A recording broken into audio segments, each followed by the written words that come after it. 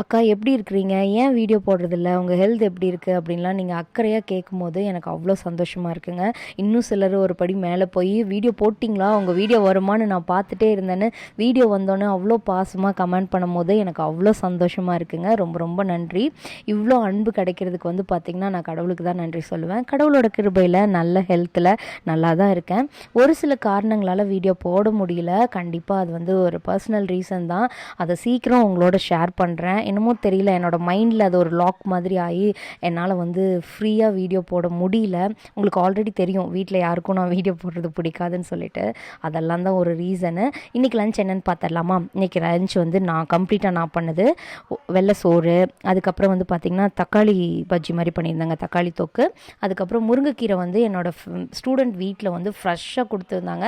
So அதுதான் இன்றைக்கி எங்கூர் ஸ்டைலில் முருங்கைக்கீரை பொரியல் பண்ணேன். நெக்ஸ்ட் டைம் எங்கூர் ஸ்டைலில் முருங்கைக்கீரை பொரியல் பண்ணும்போது கண்டிப்பாக உங்களோட ஷேர் பண்ணிக்கிறேன். இந்த வீடியோ பிடிச்சிருந்தது அப்படின்னா லைக் பண்ணிடுங்க. நம்ம சேனலை இது வரைக்கும் சப்ஸ்கிரைப் பண்ணி சப்போர்ட் பண்ண உங்கள் எல்லாத்துக்கும் ரொம்ப ரொம்ப நன்றிங்க. தேங்க்யூ ஃபார் வாட்சிங்.